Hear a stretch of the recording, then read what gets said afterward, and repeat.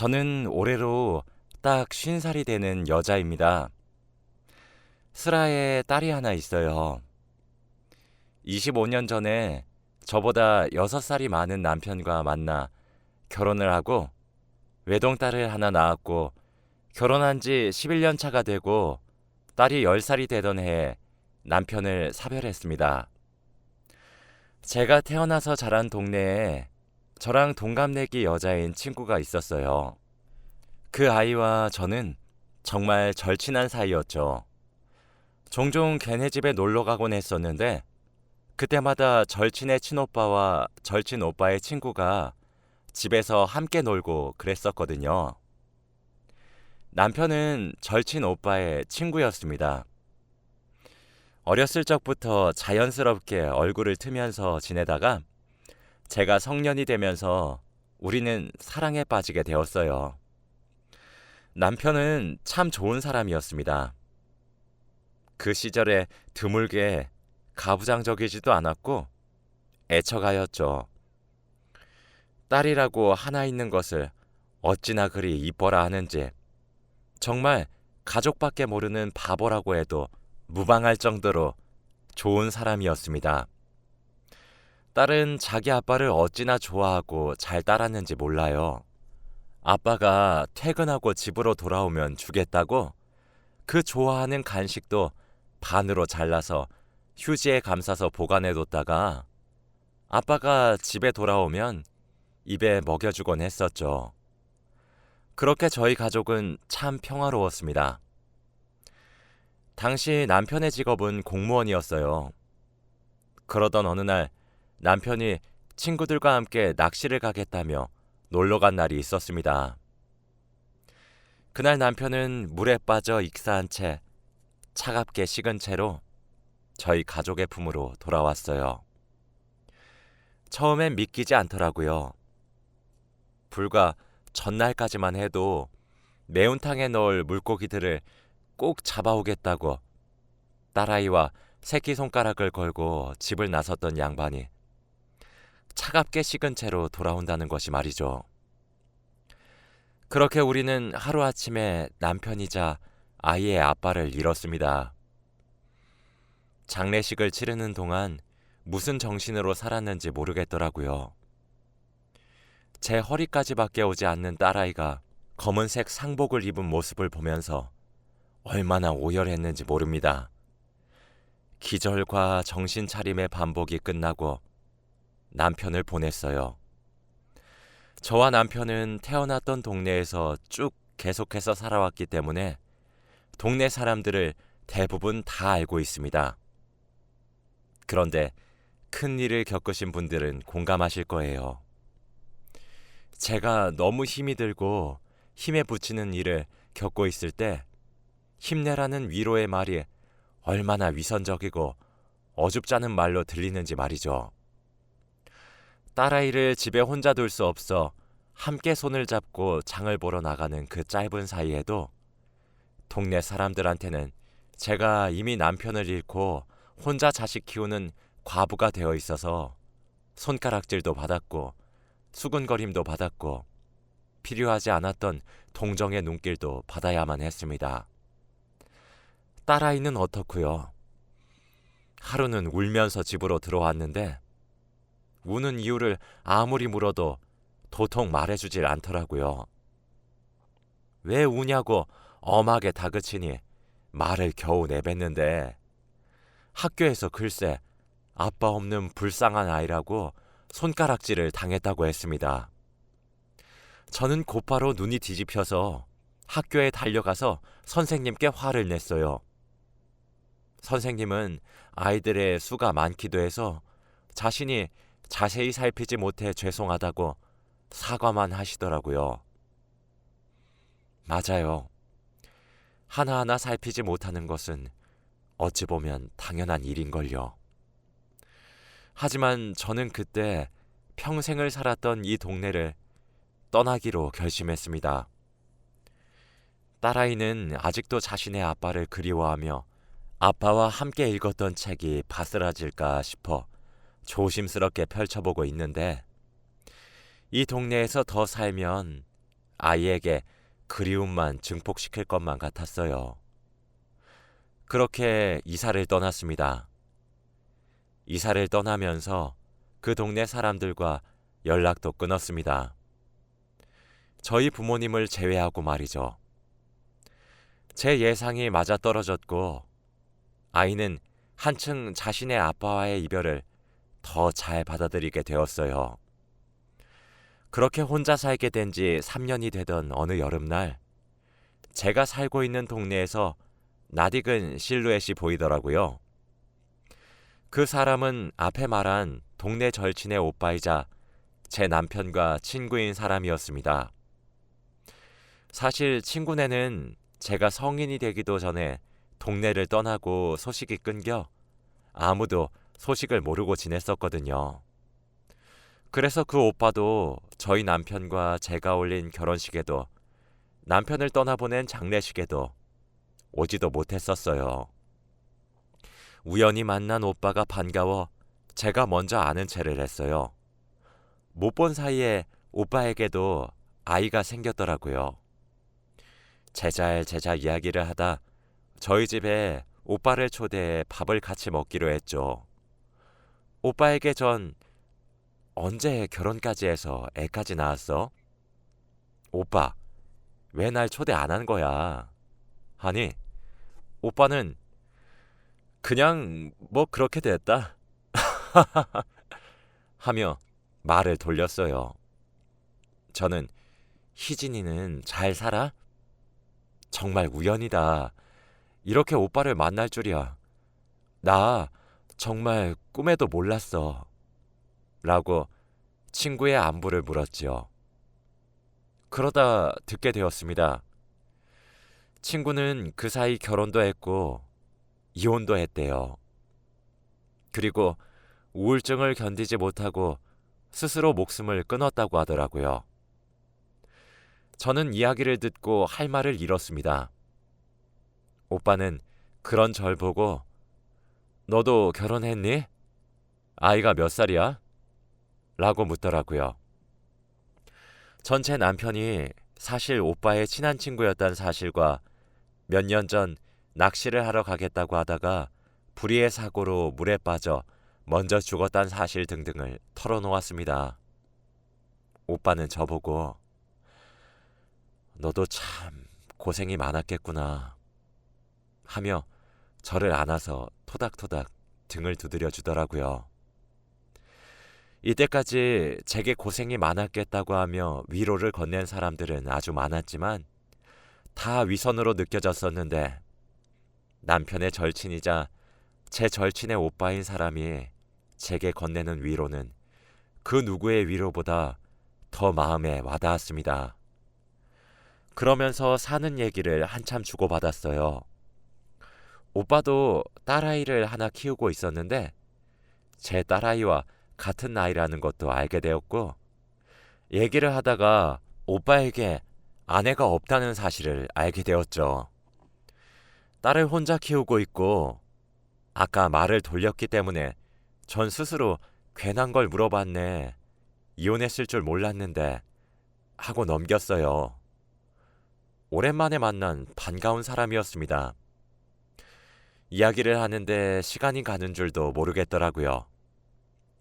오빠의 집 주소를 들었는데 저희 집과 골목 하나 정도 떨어져 있는 수준으로 너무 가까이 있더라고요. 저는 딸아이와 집을 나서는 오빠를 붙잡고 보자기를 꺼내 이것저것 통에 담아서 질끈 싸주며 반찬들을 지어주었습니다. 괜찮다고 사양하는 오빠에게 딸아이 먹으라고 주는 거야. 오빠만 먹으라고 주는 게 아니라 같이 먹어. 알았지? 하며 우스갯소리를 던지기도 했죠. 오빠를 배웅하는데 오빠의 딸아이가 아줌마, 저 내일 또 와서 친구랑 놀아도 돼요? 라고 하더라고요. 저는 언제 그렇게 많이 친해졌니? 내일뿐만 아니라 언제든지 놀러 오렴? 이라고 했습니다. 꼭 저와 희진이를 생각나게 하는 아이더군요. 예의 바르게 허리를 꾸벅 숙여 인사를 하고 떠나는 아이의 뒷모습이 어찌 그리 희진이랑 똑 닮았던지 정말 귀여웠습니다. 그때부터 본격적으로 왕래하기 시작했어요.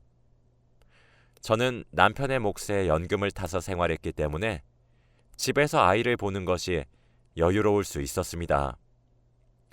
아이가 학교를 가거나 하는 그런 남는 시간엔 소일거리를 하기도 하면서요. 오빠는 매일 나가 돈을 벌어야 해서 아이를 혼자 두더라고요. 어차피 우리 딸아이도 좋아하니까 같이 지내게 하는 게 어떻겠냐 하는 제 말에 오빠도 그러자 했어요. 우리 딸아이도 오빠를 삼촌이라고 부르며 잘 따르고 오빠네 딸아이도 제게 이모라고 부르며 잘 따랐거든요. 그렇게 10년의 시간이 흘렀습니다. 제게 또 다른 딸이 되어준 아이와 제 딸은 어느새 24살 어엿한 숙녀가 되어 대학교를 졸업하고 취업에 성공했어요. 두 딸은 어렸을 때부터 그렇게 서로 좋아 죽고 못 살더니 대학교도 같은 곳으로 진학해서 함께 지내더라고요. 정말 쌍둥이 반쪽처럼 말이에요. 둘을 보고 있으면 세상을 등지고 떠났다던 희진이가 참 많이 생각났습니다. 그러던 작년 겨울날이었어요. 그날따라 몸이 으슬으슬 춥고 떨리고 열도 나고 그러더라고요. 딸아이가 출근을 하면서 제 걱정을 많이 했지만 괜찮다, 약을 먹으면 금방 괜찮아질 거다 하며 억지로 출근을 시켜줬습니다. 급하게 해열제도 복용하고 따뜻하게 몸을 데우면서 한숨 자야지 하고 깜빡 잠들었죠. 근데 눈을 떠보니 익숙한 제 방 천장이 아닌 새하얀 병원의 천장이 절 반기고 있더라고요. 꿈뻑꿈뻑 눈을 뜨며 상황을 판단하고 있는데 옆에 오빠가 앉아 있었습니다.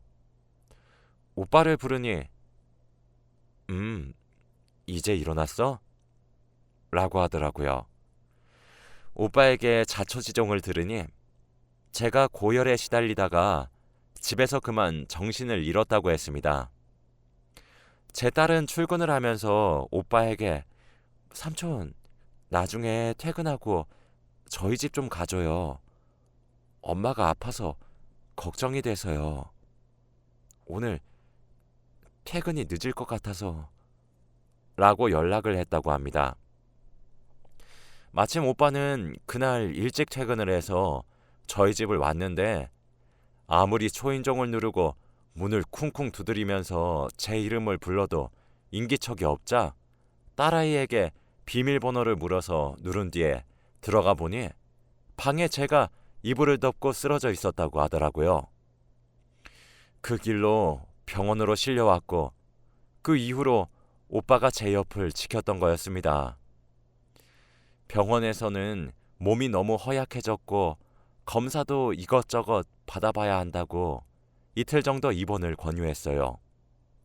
그 사이 오빠네 딸도 제 병문안을 왔더라고요.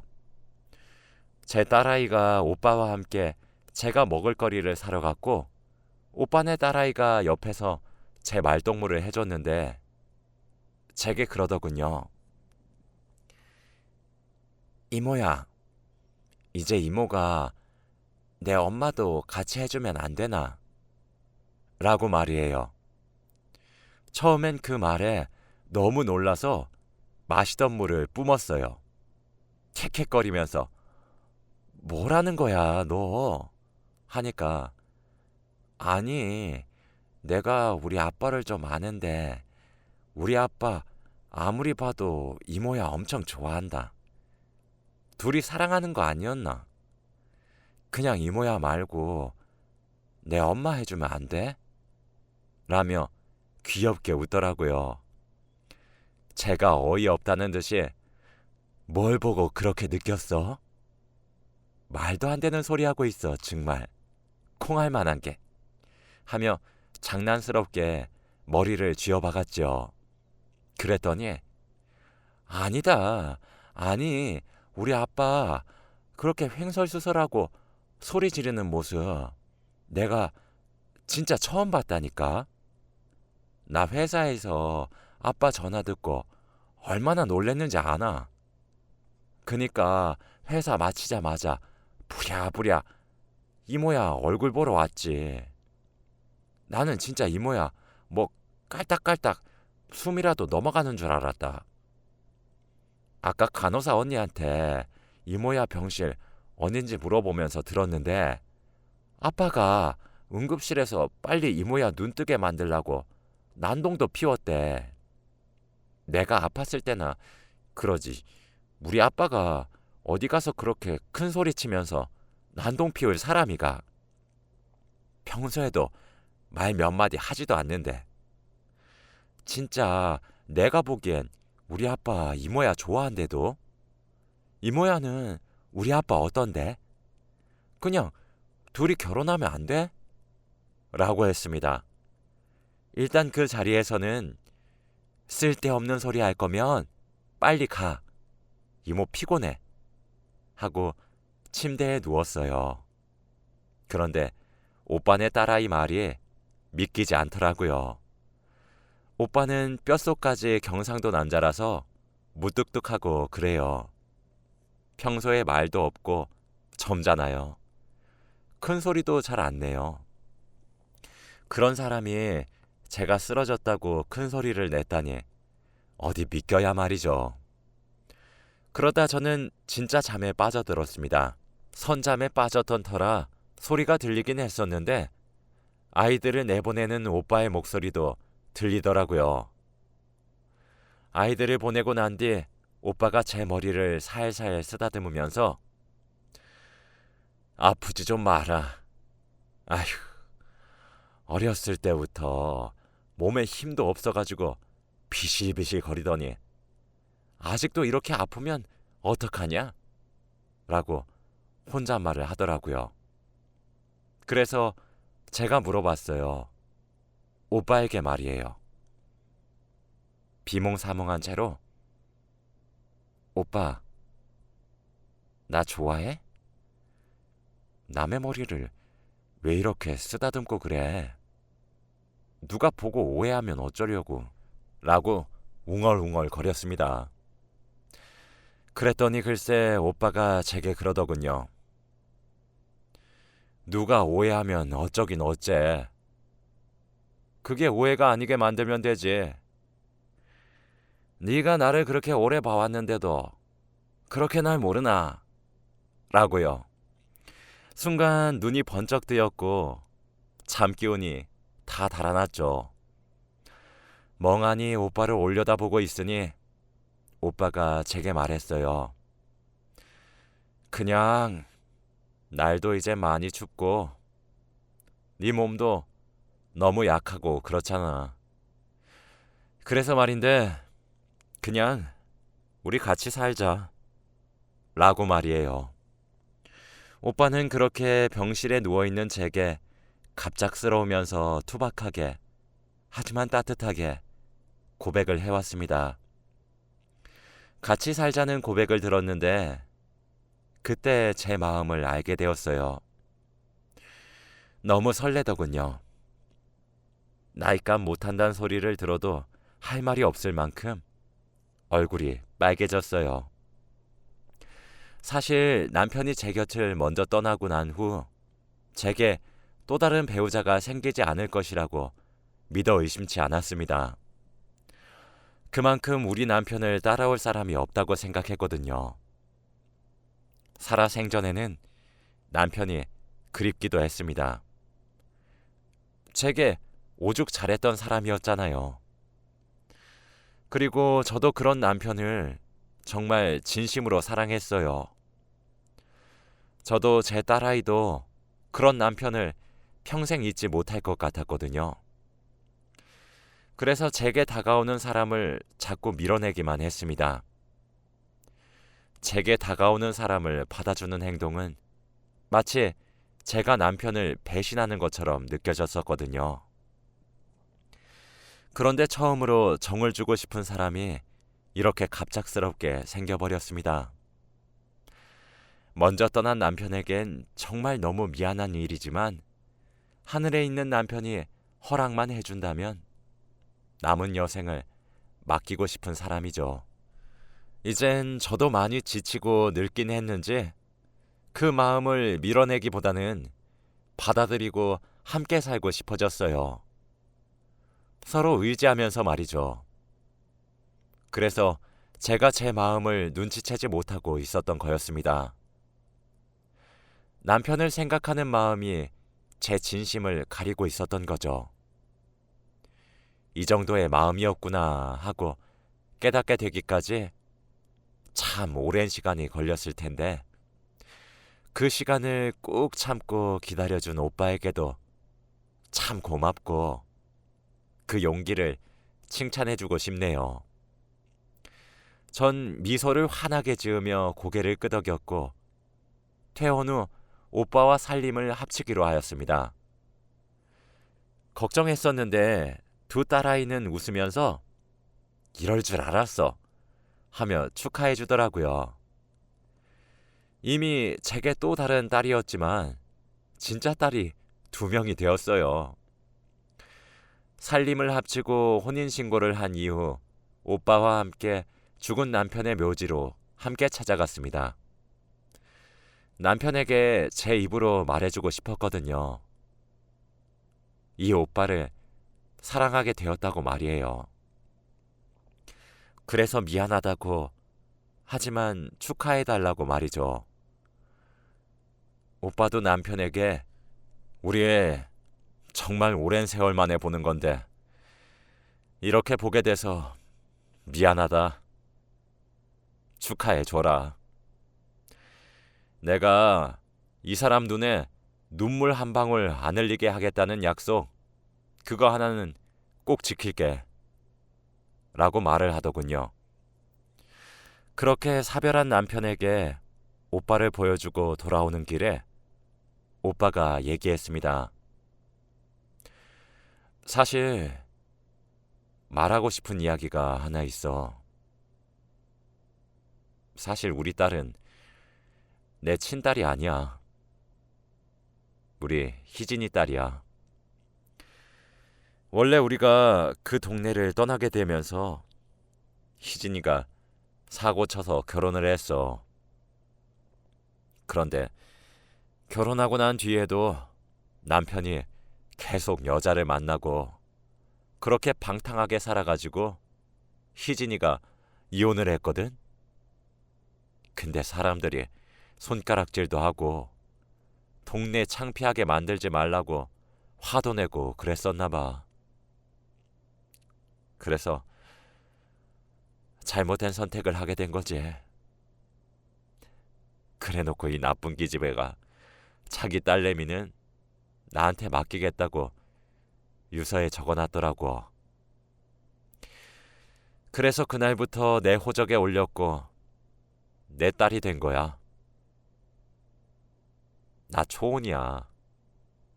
재혼이 아니라.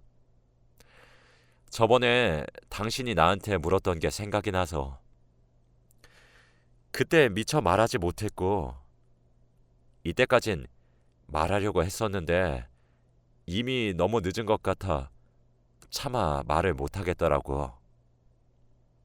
속에서 미안해 라고 했죠. 어쩐지 볼 때마다 희진이를 너무 닮았다 했더니 괜찮아. 희진이 딸도 내 딸이나 마찬가지니까 라고 대답하고 말았습니다. 그렇게 우린 네 식구가 되었어요. 오빠와 한 침대에 누워 잠을 청한 첫날 정말 신기하게도 꿈에 제 남편이 나왔습니다. 남편은 말없이 웃음을 지어주더라고요. 마치 축하한다는 듯 말이에요. 그렇게 목숨을 잃고 세상에 저랑 딸만 두고 가버리고 제발 꿈에서라도 만나게 해달라 그렇게 빌었을 땐 코빼기도 비추지 않아 놓고서는 참, 당신도 당신답다 싶었습니다. 신기한 것은 다음날 제가 오빠에게 그 꿈 이야기를 해주면서 이야기를 했더니 오빠도 같은 꿈을 꿨다고 하더라고요. 꿈은 저와 살짝 달랐지만요. 오빠는 꿈에 남편이 나와서 제 눈에 눈물 나면 지옥에 보내버리겠다고 웃으면서 잔소리를 했다고 합니다. 저는 참 복 많은 여자인 것 같아요. 두 남자의 이런 절절한 사랑을 받을 수 있으니 말이에요. 다 늙어서 신혼을 보낸다는 말이 참 우습긴 한데 정말 깨가 쏟아지도록 요즘 너무 행복하게 지내고 있습니다. 무뚝뚝하기만 한 사람인 줄 알았는데 오빠도 팔불출 같을 때가 종종 있더라고요.